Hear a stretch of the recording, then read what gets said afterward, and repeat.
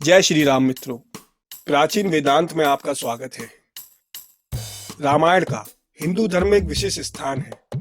मनुष्य जाति के जीवन और उनके कर्मों का विशेष प्रकार से रामायण में विवरण दिया गया। इसमें भगवान राम और देवी सीता के जन्म एवं जीवन यात्रा का वर्णन है। हम में से अधिकांश लोगों को रामायण की कहानी पता है, लेकिन इस महाकाव्य से जुड़े कुछ ऐसे भी रहस्य हैं जिनके बारे में लोगों को जानकारी नहीं है। आज हम आपके सामने रामायण से जुड़े ऐसे ही रहस्यों को उजागर कर रहे हैं। गायत्री मंत्र में 24 अक्षर होते हैं और वाल्मीकि रामायण में 24,000 श्लोक हैं। रामायण के हर 1000 श्लोक के बाद आने वाले पहले अक्षर से गायत्री मंत्र बना है। यह मंत्र इस पवित्र महाकाव्य का सार है।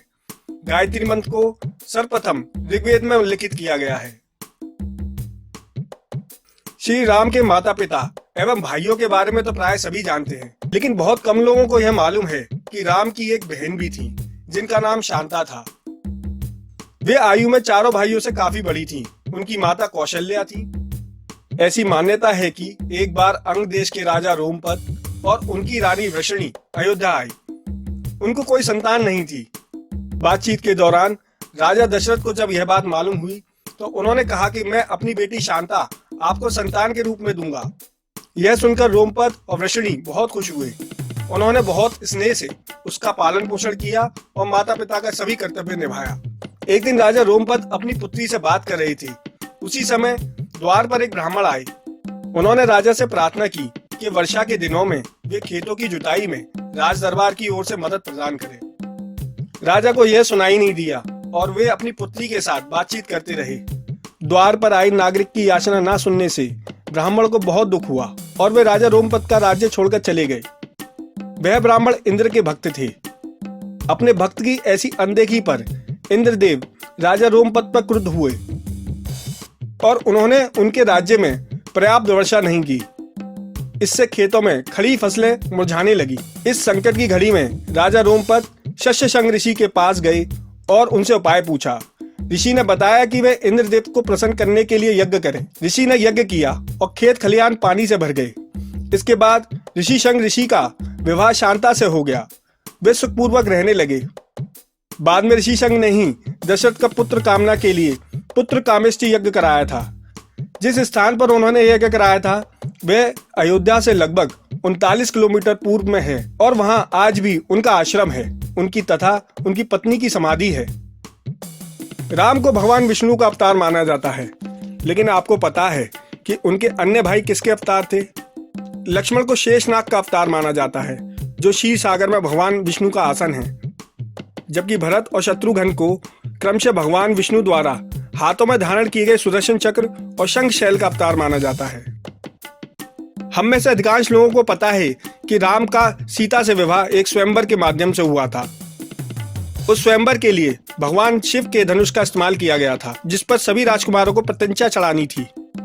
लेकिन बहुत कम लोगों को पता होगा कि भगवान शिव के उस धनुष का नाम पिनाक था। ऐसा माना जाता है कि वनवास के 14 वर्षों के दौरान अपने भाई और भाभी की रक्षा करने उद्देश्य हेतु लक्ष्मण कभी सोते नहीं थे। इसके कारण उन्हें गुदाकेश के नाम से भी जाना जाता है। वनवास की पहली रात्रि को जब राम और सीता सो रहे थे तो निद्रा देवी लक्ष्मण के सामने प्रकट हुई। उस समय लक्ष्मण ने निद्रा देवी से अनुरोध किया कि उन्हें ऐसा वरदान दे कि वनवास के 14 वर्षों के दौरान उन्हें नींद ना आए और वे अपने प्रिय भाई और भाभी की रक्षा कर सके। निद्रा देवी इस बात पर प्रसन्न होकर बोली कि अगर कोई तुम्हारे बदले 14 वर्षों तक सोए तो तुम्हें यह वरदान प्राप्त हो सकता है। इसके बाद लक्ष्मण की सलाह पर निद्रा देवी लक्ष्मण की पत्नी और सीता जी की बहन उर्मिला के पास पहुंची। उर्मिला ने लक्ष्मण के बदले सोना स्वीकार किया और पूरे 14 वर्षों तक सोती रहीं। रामायण महाकाव्य की कहानी के बारे में हम सभी जानते हैं कि राम और सीता लक्ष्मण के साथ 14 वर्षों के लिए वनवास गई थी और राक्षसों के राजा रावण को हराकर वापस अपने राज्य लौटे थे। हम में से अधिकांश लोगों को पता है कि राम, लक्ष्मण और सीता ने कई वर्षों तक वन में बिताए थे, लेकिन कुछ लोगों को ही उस वन की नाम की जानकारी है। उस वन का नाम था दंडकारण्य, जिसमें सीता, राम और लक्ष्मण ने अपना वनवास बिताया था। यह वन लगभग 35,600 वर्ग मील में फैला हुआ था, जिसमें वर्तमान छत्तीसगढ़, उड़ीसा, महाराष्ट्र और आंध्र प्रदेश के कुछ हिस्से शामिल थे। उस समय यह वन सबसे भयंकर राक्षसों का घर माना जाता था, इसलिए उसका नाम दंडकारण्य था, जहां दंड का अर्थ सजा देना और आरण्य का अर्थ वन है। आपको अगर हमारी वीडियोस पसंद आ रही हैं तो कृपया इसे लाइक, सब्सक्राइब और शेयर करना ना भूलें। जय श्री राम मित्रों।